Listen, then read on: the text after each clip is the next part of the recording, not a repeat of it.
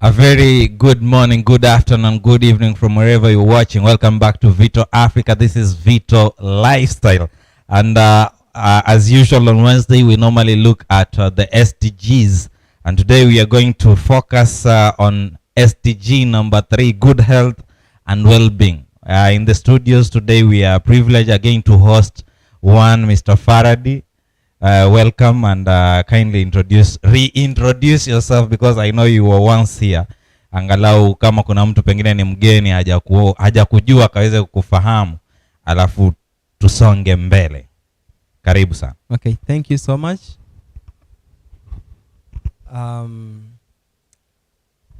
I'd love to start by saying hi to everyone, to those on air following after the podcast.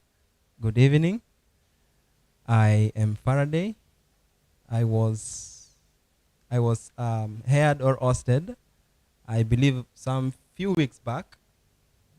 Now, I'm really grateful to be back again. Karibu sana. Thank you. Karibu sana. Thank So, kabla tuingilie katika yale masuala ambayo leo tutayaongelea. Yes, sure. Nikuulize, last time you advised us that we should take at most 2 meals. Yeah, sure. Now, I was looking at the case of our brothers and sisters, these Muslims, yeah, sure, who are now fasting. Sure. Now, how should they go about it? Will it be a two meal affair again, or they should now forget about the 2 meals? And what do you think? Number one, okay, I think, okay, this is what I can say about it. We all know that they wake up early in the morning and they eat. And in the evening, they also eat. We know about that very well. So I can call it a different fast, which we may not talk about it like deeply currently. But I can call it a fast, but we all know that they eat early in the morning and in the evening. So your advice on the evening part, because last time you told us that you normally take your meals if it's very late, maybe 3 p.m. Yes, sure. So what do you think now? Now, should they forget about taking the meals at night? That is a personal decision which one have to decide for him or own self. At the same time, if I was to advise them, then I would say that it is wisely to take fruits in the evening to satisfaction. Yes. Wakule matunda mingi kabisa. To satisfaction, you don't overeat. Yes. Equal overeat. Suppose ni ndizi ya kule ndizi ngapi, hebu tu yourself. I cannot say, because you have to eat according to your body mass, how big your body is. Yes, like you can't give a young child 20 bananas to eat.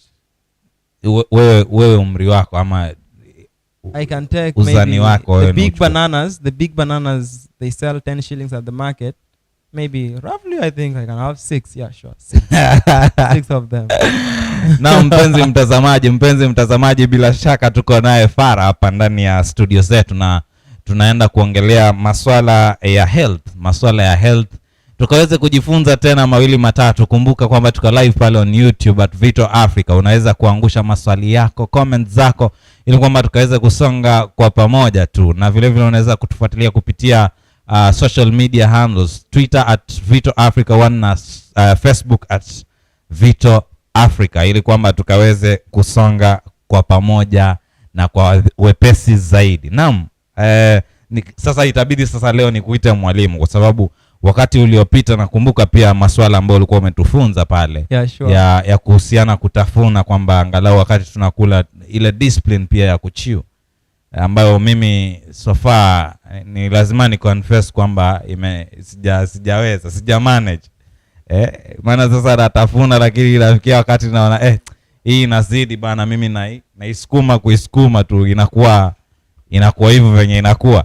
Lakini karibu tena na tukaongelee tu yale maswala. Kwanza tu wakati tukiongelea pale tulikuwa tunasema cha msingi zaidi tunajaribu kuangalia afya Ni Yes. vizuri mtu akuwe na afya bora, si bora afya, sivyo? Ndio maana tumeweza kukuita tena katika studio hizi ili kwamba tukaweze kuongelea mawili matatu. Thank you. Kuna kitu kimoja ambacho nafikiria kiko common, diseases. Yes. How can you define diseases? My definition of a disease may be quite different to what people are used of, if I may say so. But if I were to define what a disease is, I would rather put it in this form, that a disease, maybe before proceeding, what is a disease? Yeah, you said today you'll address me as a teacher. So, yeah, I have that question for you. What is a disease? Disease. Unajua, Yes. mimi nikisikia disease, hoja tuiweke tu Kiswahili. Ugonjwa, sivyo? Sure. Ni ile kuhisi tu mwili unafanya hauendi ile kawaida. Yeah. Unapohisi kama hakuna ukawaida katika mwili wako. Yes. Hapo sasa wewe ni mgonjwa. Yeah. Yeah, so it's more of the abnormal working of your systems za mwili. Yeah. So I would rather put it quite different and quite broad enough this way, that a disease is an effort of nature trying to free the system from conditions that result from a violation of the laws of health. Therefore, in case of sickness, the cause should be ascertained.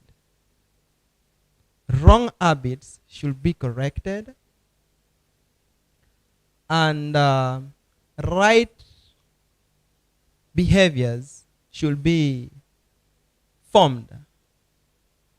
And then the system is to be helped, or the nature is to be helped, in order to have a easy time to carry forward the work of removing the disease from the body. You said there are efforts? The efforts of nature. Nature. It is an effort of nature. Let us talk of this nature. What kind of nature are you talking about? A disease is an effort of nature.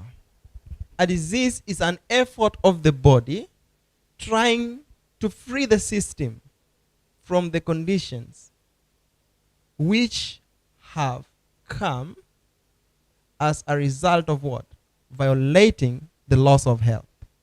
So the nature here is the body, which is trying to free itself from these conditions. I see. Yeah. I see.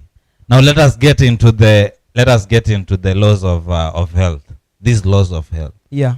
Because from the definition, simply means that if one goes against probably a law, just a single law, Yes. then it means that there is a disease that is coming in. Not exactly a disease, Uh-huh. but there will be complications in the body, Which will be will result actually which to will the. now result to form a disease. Okay, So it doesn't matter what disease it is, sure. and it does not, like, violating one law of health in a day does not mean, or does not guarantee that you will have a disease on that very day. Uh-huh. You can violate for the rest of your life. And when you approach the dope mill, Mhm.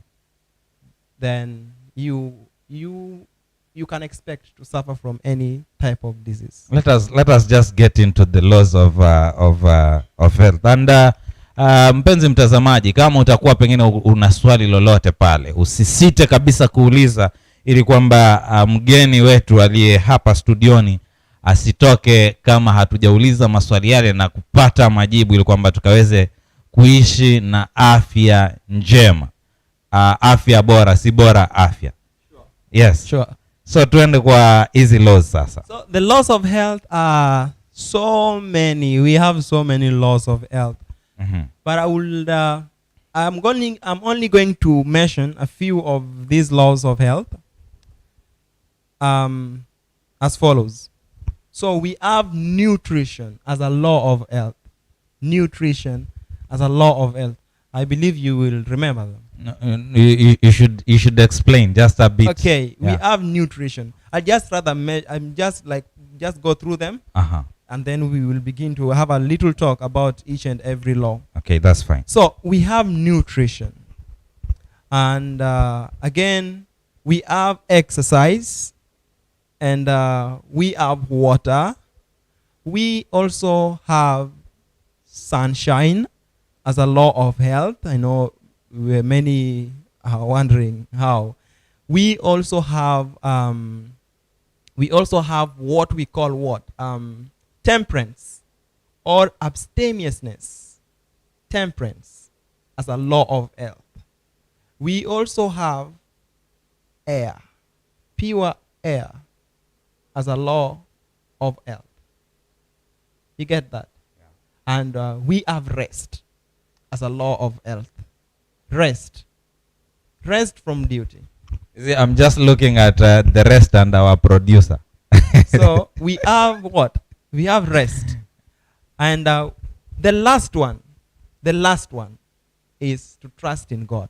So those are around 8, right? Those are around 8 Uh-huh. laws. Maybe to add another one, we have hygiene Okay.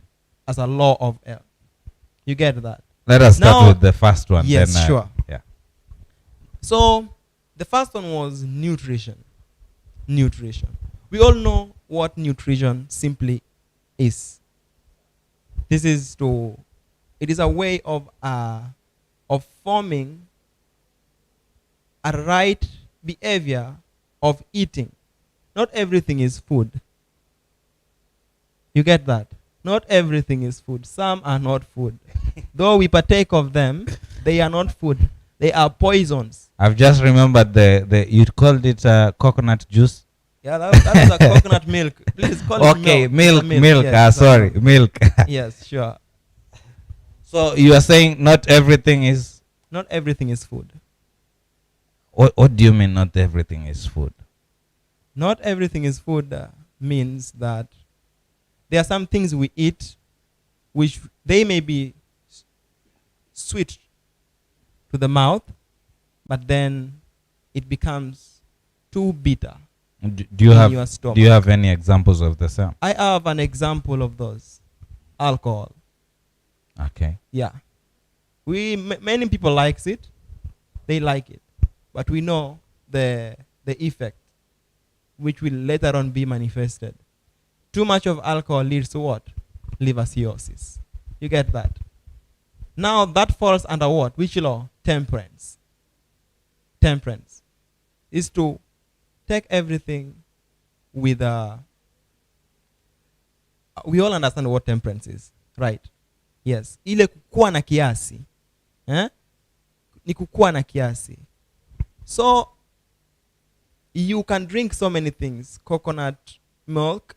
You can drink mango juice. You can also have lemon juice. You can drink all these type of things. But when you begin taking alcohol, you know what can happen. You can take alcohol for the rest of your life. But then, just a few years before sunset, you'll be diagnosed that you're suffering from liver cirrhosis. And this What will now about be meat? the reason of your death. What about meat? So meat is also among them. Our body cannot digest meat. You get that? And in the stomach does not have any teeth. We agree on that. But if you chew properly, I You think. can't chew meat to porridge form. Those who are eating meat, they have to bear this with me. They compete to eat so many slices. I mean, to eat so many pieces of meat. They Unajua don't chew it. kuna zile zenye zimepikwa zikapikika. They don't chew meat. Neither can it be cooked so well. Again, now depending with the current situation that we have in the world, the animals, the type of foods they are eating, the type of drugs they are being injected day by day. These anti-what? They are called what? Antibiotics, which are full of estrogen. That's why so many women are suffering from breast cancer, which is a lifestyle disease, which comes as a result of what? Poor nutrition. Yes. So you're saying if one goes against this nutrition law, Yeah. what happens? When one goes against this nutrition law, Assuming that there is a person who actually is enjoying meat, yeah, he must take meat on a daily basis. he must. Yes, So because there are people who normally enjoy that. I know there are people, so Yes. many people in the world. In fact, I can mention a few, but let me Uh-huh. not, for security reasons, let me just hold. Sure. Yeah. So this is what I can say. When one goes against the law of health, the law of nutrition, let's say you are smoking, and you become a chain smoker at the end. You can easily be you can easily suffer from what we call the lung cancer due to the what? Due to the smoke, a lot of smoke in your lungs, which will result as what? As a disease, cancer. If you take a lot of, let's say not a lot, if you are eating meat, you can eat it for the rest of your life.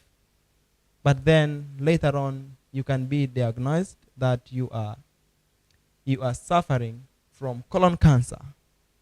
You get that? You can be diagnosed that you have breast cancer. You get that? Now question being that how is this possible? All the things that I've mentioned cannot easily be digested in the body. Alcohol cannot be digested. When you take alcohol, it won't be digested. And it is not easy for the body to take it out of the system. So it will go in your liver and stuck there. So the toxins will remain in the liver. They won't go out of the liver. And if that condition carries on for a long period of time, what will happen? It will result to what? To disease. So kwa hiyo sasa mtu akikula nyama mingi hapa unasema after some time. Si instant. Hata ukikula piece moja. Anaweza kuenjoy sahihi akule nyama vizuri lakini ajue ipo siku. Yes, atahangaika. Utalipia. Lakini shida ni kwamba haijajulikana ni siku gani exactly. Sasa anaweza tu akajingarisha vizuri. Sure. Akatafuna lakini ikifika akalilia peke yake kule kwingine. Very possible. Mpenzi mtazamaji, basi tuko live pale YouTube Vito Africa. Kumbuka kwamba unaweza kupeana maswali yako, na siku ya leo tunaangalia maswala ya afya. We are looking at the laws of health. So we are now almost through with the first law, that is nutrition.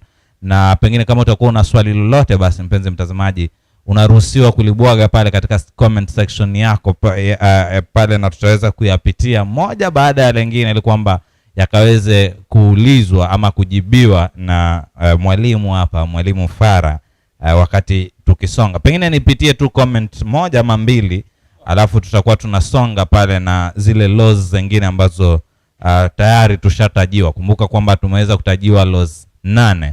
Kwa hiyo tutakuwa tunaziangalia zote, na tayari ya kwanza tumeweza kuelezewa na tukashauriwa kwamba ukikula nyama sahihi, ukipenda kupiga mvinyo piga, lakini ujue ipo siku itafika na utaanza kulipia mambo yale ambayo unajirusha kwayo.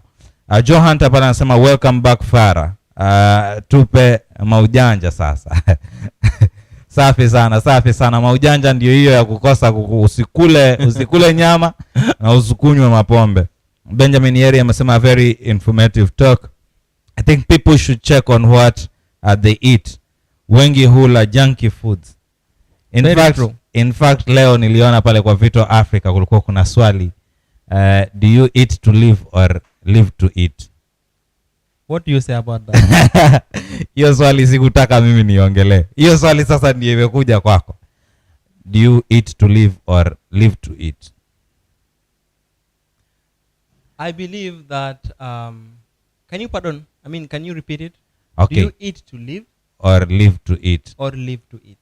According to you, which one do you think is right? Unajua mimi si hata mimi pia nilikuwa nauliza marafiki wangu ndo aniambie, because you see most of the time nikiamka niko mbio mpaka sasa hivi kufikia sasa hivi sijakula.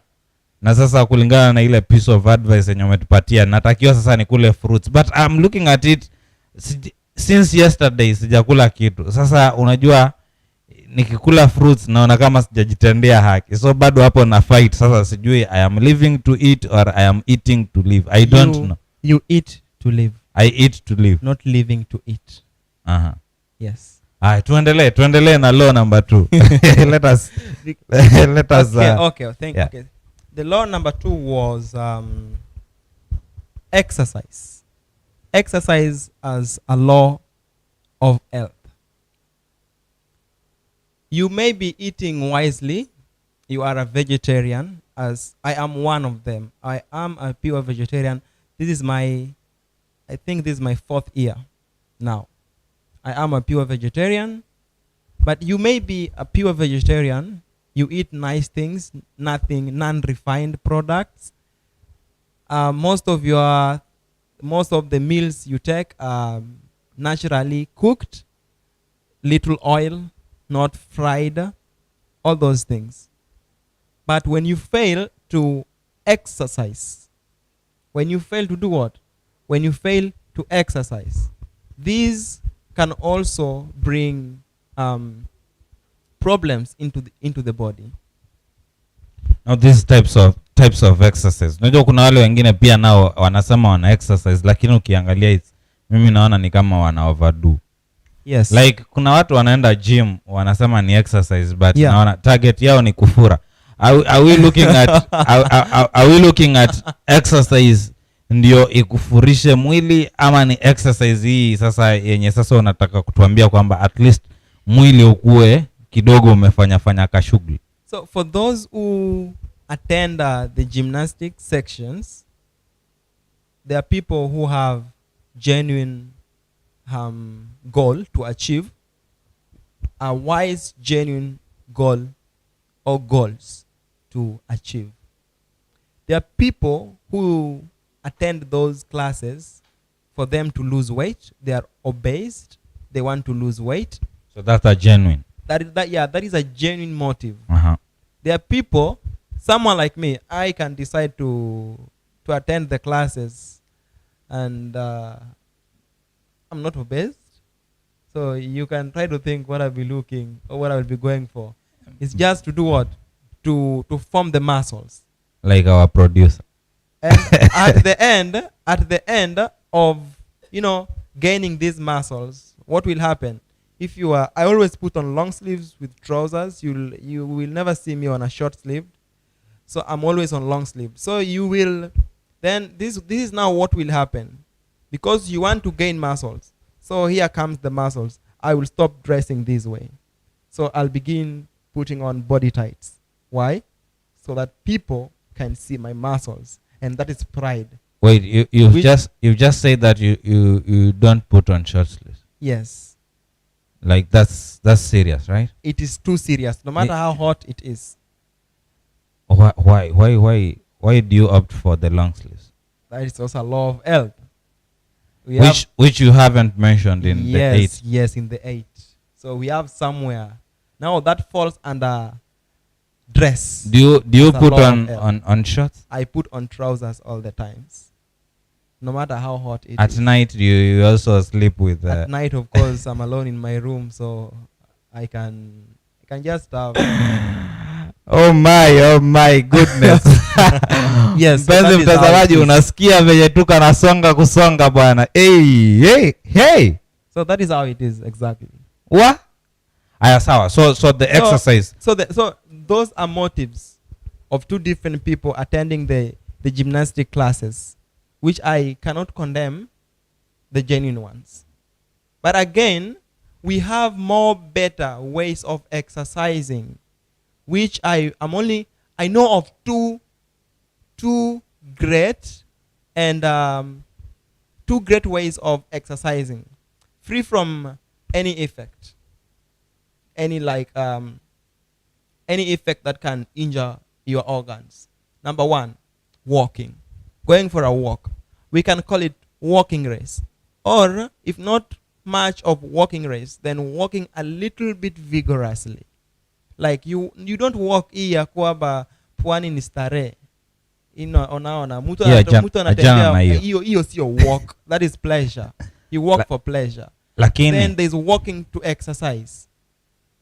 There is walking to exercise. Kwa hiyo kwa mfano kama mtu hana gari na ameamua atembee kwa uharaka aende kazini, that is exercise. That is actually those who have got no cars, they exercise thoroughly, which is so healthy. Thank you. Nimejiona pale kwenye niko. Again, yes. So that's why we have to appreciate our conditions no matter what it is. We also have swimming as a way of exercising. When you swim, the reason as to why one should walk instead of attending the gym classes is because when you attend the gym classes, you don't exercise the body proportionately, or you don't exercise the organs proportionately. That is why mwenye anapiga ile gym anafura juu kama ni mwanaume alafu mguu zinakuwa kijiti. Unaelewa? Wengi wako hivyo. Ukojua utapigwa huko nje.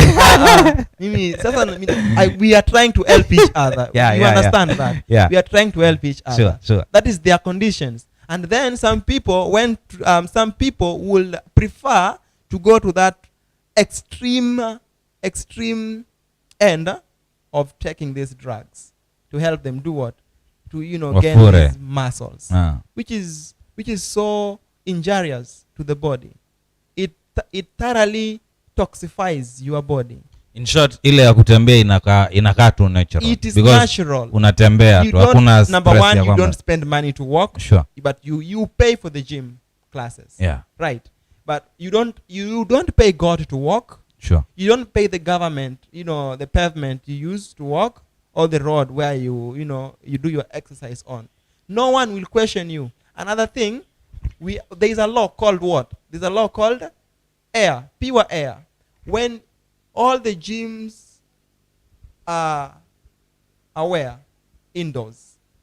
Sometimes windows are closed. Those are the VIP, gymnastic rooms. They have ACs inside. Yeah. So there's no pure air inside that. You're like 20 people inside. Everyone is breathing carbon dioxide. Everyone breathes in oxygen and they take out carbon dioxide. So ni kama pale umejipeleka kwa shida na unapata shida zingine. So that is a problem, yes. So you are hurting yourself and you also get other, it comes with a package. I feel like tagging someone. You understand that? It comes with a package. But when you swim, when you swim in the ocean, you can breathe. You can breathe the atmosphere. There is enough of oxygen. But we've said swimming is the other option. Yes, it is another option. Yeah. So I'm trying to explain more about swimming. If not walking, swimming. Yes, if not walking, then you can swim. You see, I should mention that because I do not know how to swim. Yeah, then so you see, I should. Everyone, or not even everyone can walk. Yes. The majority can walk. 99% can walk. Yeah. Yes, so you can take that as an option. Walking is an option for many people. Great. So tuko kwa law number 2 pale ya exercise, na kama unavyosikia hapa si exercise tu ile ya kuenda ujichoshe, hapana.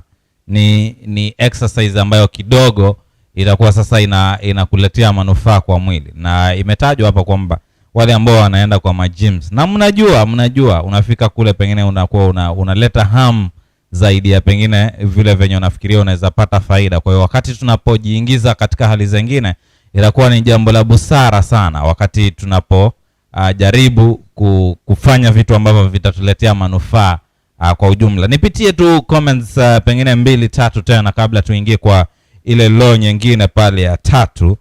Benjamin Yeri tulikuwa tumeona hiyo. David Amani amesema hii ni kizungumkuti. Kula kunatumaliza pia, na hisi kama kula tunakumaliza pia, maana twala kila kitu na kwa kula kila kitu tupata magonjwa. Naam, ni mambo ambayo yamebebana pale. Kula kunatumaliza na sisi tunamaliza kula, lakini wakati tunapoendelea kula hivi tunatakiwa tuangalie na tuwe makini ni vipi ambavyo tunakula, ama ni kitu kipi ambacho tunakifanya. Samuel Haki pana amesema we to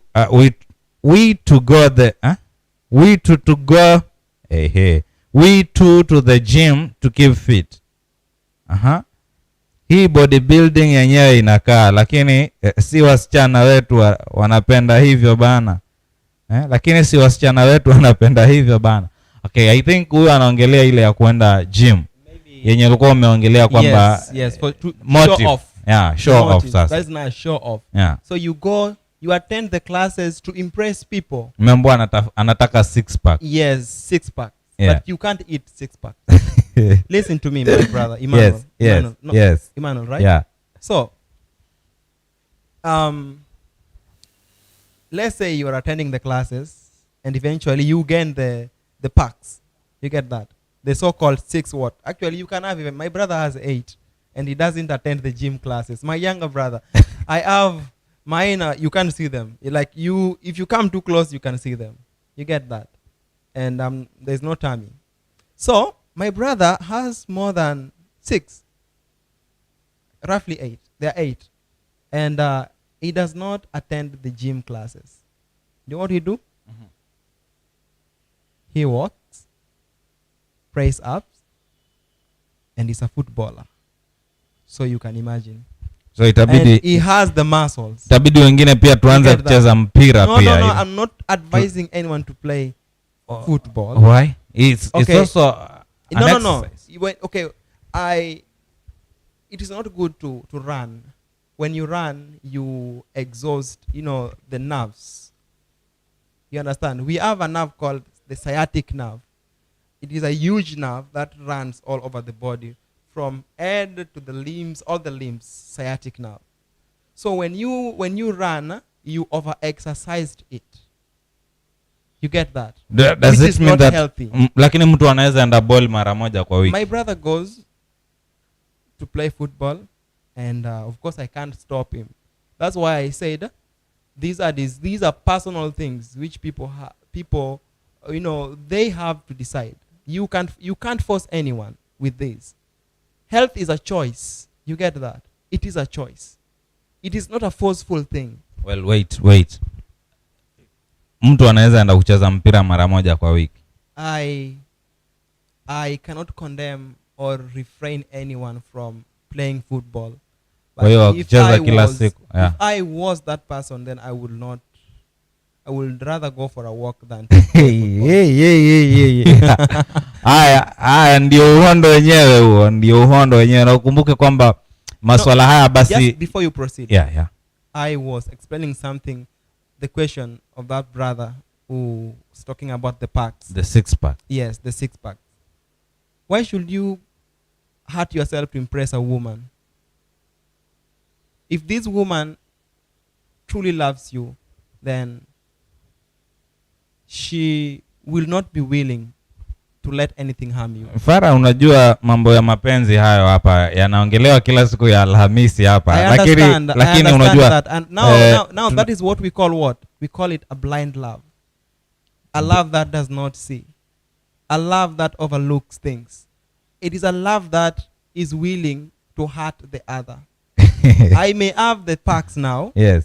But what after, let's say, when I begin to get old, the effects will now begin to manifest.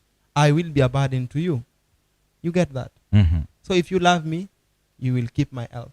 You will not be after the packs. After all, you can't eat the packs. Haya, watu wa kupenda 6 pack, nafikiria jibu mmelipata hapo, na ile jamaa ambaye aliambiwa lazima kuwe na 6 pack pia kidogo ujipange, ujue kwamba utalipia hali hizo wakati umri unaposonga. Na Samuel Haki pia kauliza na kuskip kamba pia, halafu hii yoga inaangukia wapi? Is it exercise pia? Yoga is, so I think, okay, nimeona hapo what do you call it? Skip, yeah. Okay, jumping, skipping rope. Yeah. Okay, it is quite similar to running or playing football, which I don't advise. So it's not that healthy. Yeah, it's not that healthy. Uh-huh. Now yoga is more of yoga is more of superstition. Like, what all yoga, I was once a taekwondo. Yeah. I was once a taekwondo student, and sometimes we will be, we will sit at some positions to emancipate, the mind. Like you're trying to free the mind. Like they call it to empty. One is trying to empty him or herself. So when you do that, you reach to that point where you are here physically, but your brain is doing other things. So yoga is not an exercise. It's like you are just seated. You are seated. How are you exercising? Benjamin Yeri amesema wanafura juu. Wewe Benjamin Yeri wanafura juu wanakaa vibenten. Mimi hii comment si yangu mpenzi mtazamaji, ni comment ya mtazamaji hapo ambaye ameiweka, usije baadaye ukanishika matai. Rita Toya amesema nice one, we are learning a lot, thank you Faraday. Thank you Rita. Asante sana. So yes. Let us move very fast the to the law third. number 3 yeah. is water, and I believe everyone amekuwa akiona na I'm sipping my water. Where is yours? Do you have one on the table? Subiri. Unajua when we talk of water, yes, I've never understood vile watu wanatakiwa kukunywa maji. Okay. So again hii sasa ni ile opportunity yangu mimi kuanza kusoma, alafu mpenzi mtazamaji pia ajisomee. Yeah, sure. Number 1, water is life. You can go 3 days without eating, but you can't go for more than that without drinking water. You agree? Kuna watu walikuwa wakisema sijui kwa siku natakiwa ukunywa sijui lita 6 sijui nini. Inaenda vipi? Because sometimes mtu anasikiza tu pengine amepata hiyo opportunity. Yes. Alafu ghafla mtu from that day unapata ameanza ku-exercise hiyo, anakunywa maji, anapiga maji mengi tu, the next day nini, after 2 days amerudi back to normalcy. Yes. I think you should also explain to us. Yeah, sure. The importance of taking water. Yeah, okay. Na ni kiwango gani cha hii maji yenye mtu anatakiwa achukue angalau kwa siku?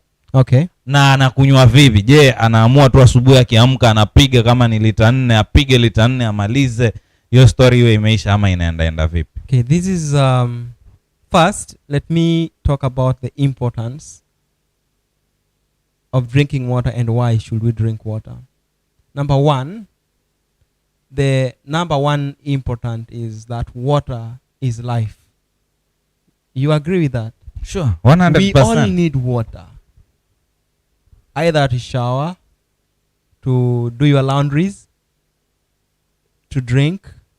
Even in cooking you need water. So water is life. We need water.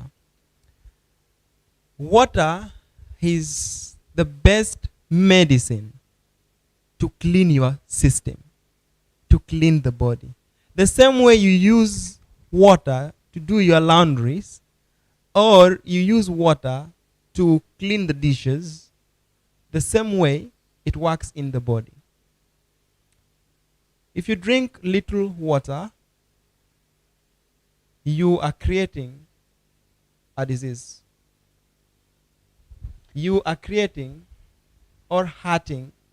You are creating an environment for any disease. I mean for kidneys to be attacked by a disease, which we call it what? Kidney stones. This also comes as a result of what? Not drinking enough water. You get that? And when this behavior goes on for a long time, then you develop what we call kidney stones. And the quick effect you can see ni ile unaona unatoa mkojo iko rangi kama hii. You get that? Rangi kama ya Vito hapa ya Africa. Yeah, you know, Africa. Hey. Mimi sijui color vizuri, whatever it is. So utakuwa unatoa mkojo kama hii and very smelling indeed, which is not healthy. So I believe we agree. Now ukikunywa maji, when you see this, it will clear up and the smell will go. So it washes the body. It takes out impurities from the body, water. That is why water is life. So to all those following up, we need to know that water is life. We need to drink water. And then now, that is, I believe that can be enough, the reason and the benefit of drinking water. Sure. Now, let us talk of the ways of drinking water. You can't drink 10 kgs of water and you are 50 kgs. You will be doing what?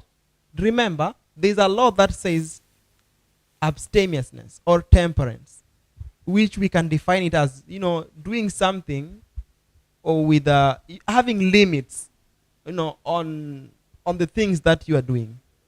You get it? So, you can't drink 10 liters and you're 50 kgs. Why? It will balance the liver. The liver We'll flush the water. We'll flush the water over and over, over and over, to the point where the nerves becomes what? Too weak. So you mean And you may begin to experience what? Some pains. Where is your liver?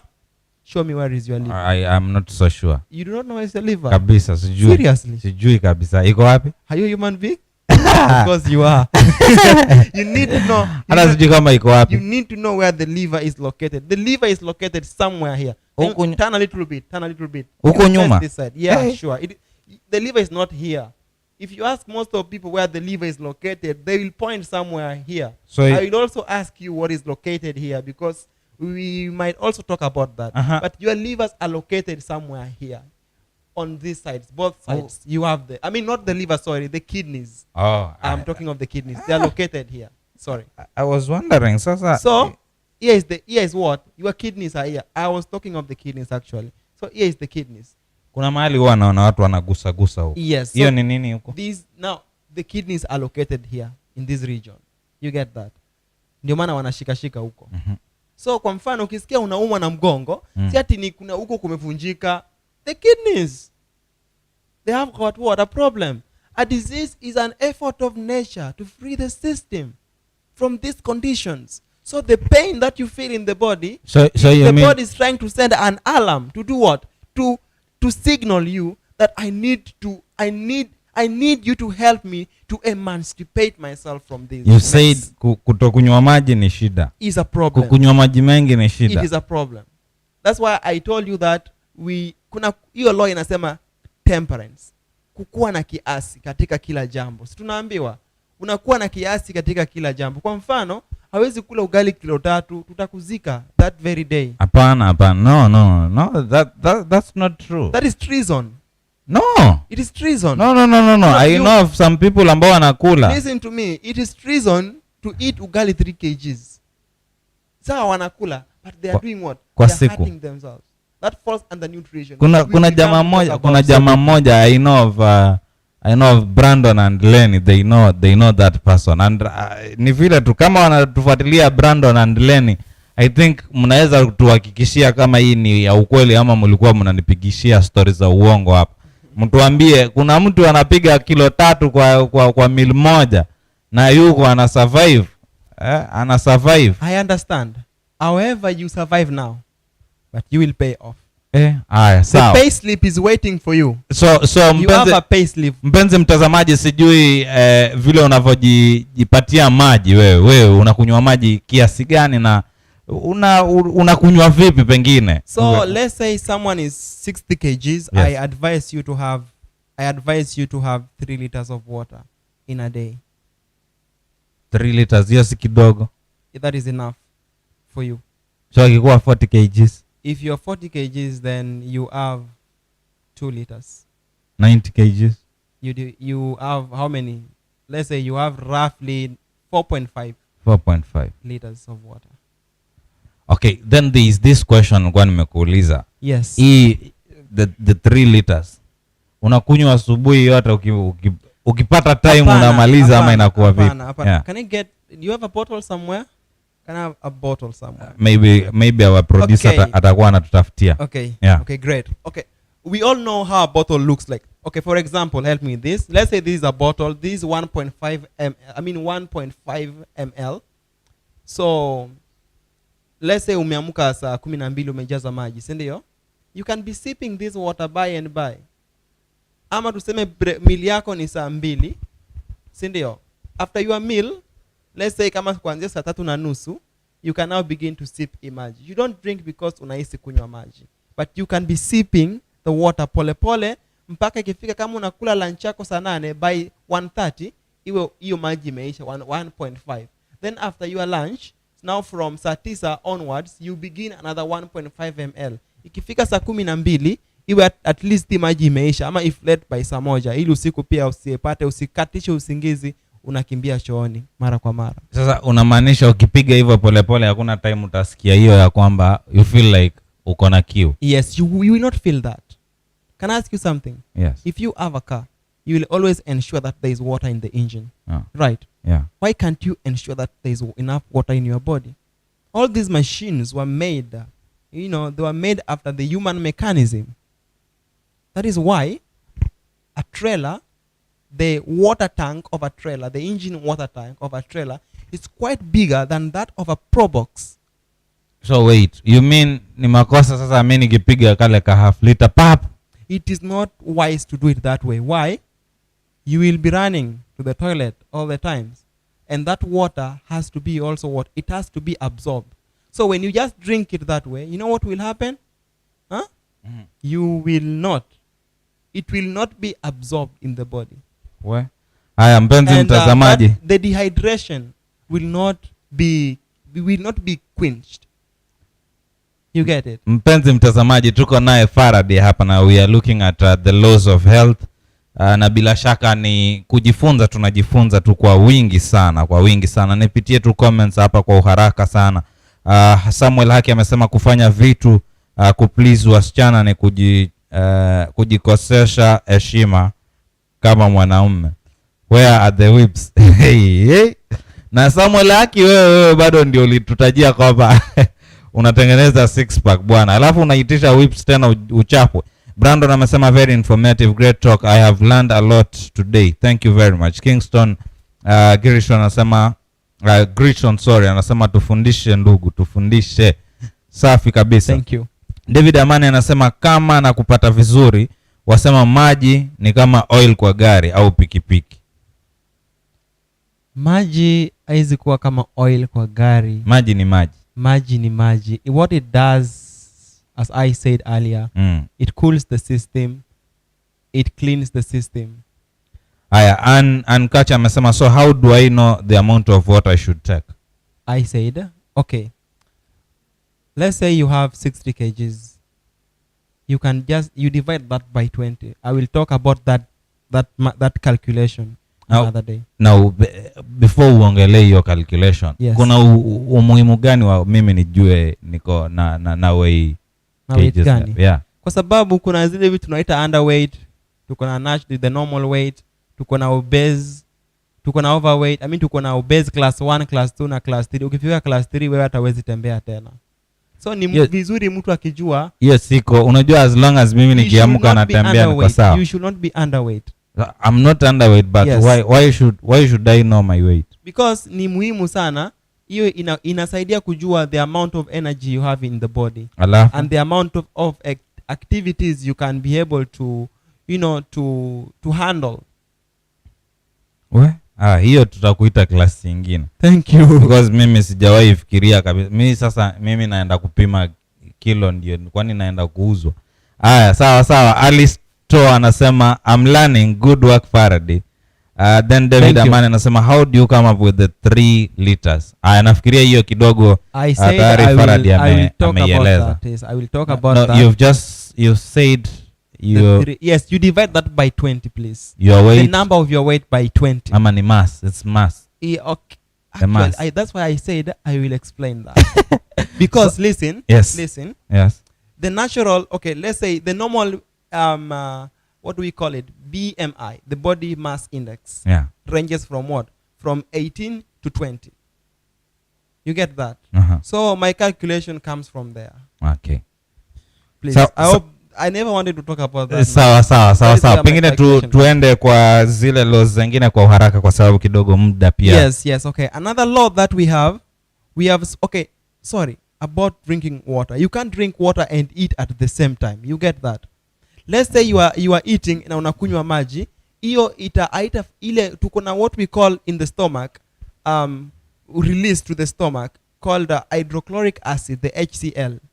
And the HCl helps, it helps the stomach or the body to mix the food thoroughly, and it also helps in breaking it down to quite simple what? Like to quite simple way for the small intestine to begin the absorption of the nutrients and the rest that takes place in the new intestine. Now when you drink water, it dilutes the acid, so the stomach won't do this work thoroughly. That is why you can't eat and drink. You understand that?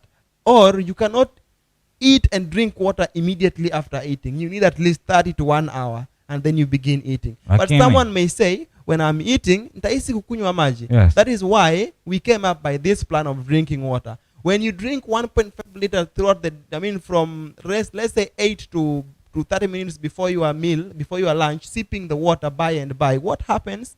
You will have enough water. Your system will be, the serenity. The system will maintain the serenity. You understand that? So you won't feel the urge of drinking water. Lakini kuna aina vyakula bwana Faraday ambavyo huwezi kula kama una maji. Like what? Like bread? Pilau. Pilau. Yes. I don't eat pilau. So you see, maybe mtu anakula. But listen. Pilau. Listen, you have the saliva to help you mix the food. Well, that is why when you thoroughly masticate the glands, they release enough saliva. But we don't like to chew the ama food. Ni vile pia pilau unajua historia ya pilau hiyo ya watu wengi walijizoesha ni kushindana kukula. Yes. Sasa hiyo vitu kama hizo naona. But watu wengi huwa hawatafuni chakula. Nile wanaweka alafu wanarusha shwa. Hiyo ni kama mimi. Lakini ninajifunza pole pole. Hawezi ukapata saliva ya kutosha ya kukusaidia kumix ile chakula. Now the next law of health. We go to sunshine. Sunshine as a law of health. And remember, if you break one of these, the effect may not be manifested immediately. It may come some days in the future. It may take years, months. You understand that? Decades. You understand? Yes. Now, sunshine, how? As a law of health. We all know what we get from what? From the sun. If you need vitamin D, why should you go to the supplement shops to buy vitamin D? It is not economically wise. It is not logical. You get that? To go to the supplement shops to buy vitamin D. Well, you can get that for free from God, from the sun, the morning sun. Vitamin D. Morning sun. Vitamin D. Do you know what? Where do you think the vitamin Ds are being stored? They help to strengthen the bone. Which minerals do we get in the bone? We have what? We have calcium in the bone and iron in the bone. So these also helps to do what? To strengthen the bones. That is to say, for you to have strong bones, you need calcium, you need iron. Why iron? Iron helps in the formation of blood. The bloods are being formed in the bone marrow. The bone marrow are in the bone itself. Wakati mtu alikosa mwafaka wa kujiweka katika jua ama wa kupigwa na mwanga ule wa jua asubuhi. Je, anaweza kujiweka katika jua pengine jioni ama mchana? No. You can't do kidogo that in the afternoon. Apigwe tu kidogo. Not in the afternoon. That will be that is too extreme. It is too extreme. You either opt for the morning sun or the sundown. Okay. Yes. And inaweza kuwa pia once in a while ama ni lazima mtu ajizoeshe kwamba angalau akiweza kila siku. Some people say that around the coast is too hot, which is very true. Yeah. So in one way or the other we will counter the sun. Okay. But places like Nairobi, places like around the Mount Kenya, the highlands of Kenya, Nyanza province, those are quite cold regions, which the morning sun actually is even sweet. You will just opt to go for it yourself compared to the coast. Now when you do not go for for the sunbathing, you can have diseases like you can have diseases which can affect the bones. You get that? And at the same time, when you refrain from sunbathing, let's say umefungiwa mahali kwa nyumba, you can mold. You aged up. So that is how you can easily mold. Now that is how you can mold. You aged up. Just like uweke mimea kwenye nyumba ipati jua, itamea, ita sprout, si ndio? After sprouting, ukiacha pale eventually itajikata. Sasa after kujikata, what happens? Now wewe ukifanyiwa hivyo, you mold up. Unaona, you can't even have a proper thinking. Even the clarity of mind, you can't have that. That is why we need it as a law of health. Sunshine. Then we also need we also have another law of health. Now we have the law of health called temperance or abstemiousness as a law of health. temperance, how? Tulisema ya kwamba not everything is food. Alcohol is not food. You get that? You've also said meat is not food. Ama mimi ndio nimeinterpret vibaya. Meat is not food. Meat is not food. Actually, meat, we'll talk about it when we will begin to discuss about these laws deeply, one after the other. Temperance, why? Smoking is not good. Any type of smoking. You smoke marijuana, you smoke tobacco, you smoke man drugs, you smoke whatever you are smoking, as long as it is smoking. Shisha, all those things. You drink alcohol. Hata ukiniambia unakunywa timnazi. Wanasema ni natural. Hakuna cha unnatural. That is, hiyo ni kitu imeoza. Mbona usichukue tu maji ya madafu kakunywa na ulewe? Hata ukunywe madafu 100 hawezi ukalewa. Kwa nini? It is not fermented. Alcohol, it is anything that has fermented. You get that? And anything that has fermented, what caused the fermentation? Bacteria. Right. So, and these bacteria, when they are working on this product, they release what? Their waste product. Do you think do you think it is safe to drink alcohol? It is not safe to drink alcohol. That is why you drink it for a long period of time, you drink it for a shorter period of time, you can suffer from liver cirrhosis. It also leads to arthritis. Arthritis is the pain of the joints. So many people are listening. So many people are having this. Does it mean that mtu anaweza tumia kwa? Abstemiousness. Actually, let us use the word abstemiousness. What is abstemiousness? It comes from the word abstain. Abstain. What is to abstain? It is to refrain completely from the harmful things. Okay. So mtu akiweza skule nyama. Akiweza si. Yes, yani I advise you not to si akiweza asile nyama. Any animal product. Hata kuku. Anything to do with animal. Wewe ukuli kuku? I'm a pure vegetarian. Okay, sawa. Yes. Hiyo tuende mbele, tuende hiyo ijagire. You get that? Now that is temperance. Yeah. So the things that we need to abstain from here is things like, smoking, any type of smoking, any type of alcohol intake, all these things. Okay. We need to abstain completely. Hakuna ile kuvuta kidogo. That is well noted. That is well noted. We need to I'm emphasizing on this. I understand. We need to abstain completely. Sure. Now we also have another law of health. I spoke about temperance. Now we have exercise. No, exercise we've just discussed about that. Air. We are remaining with air. Yeah, we have air. Yes. Sorry. Yes, we have air. Why? Air.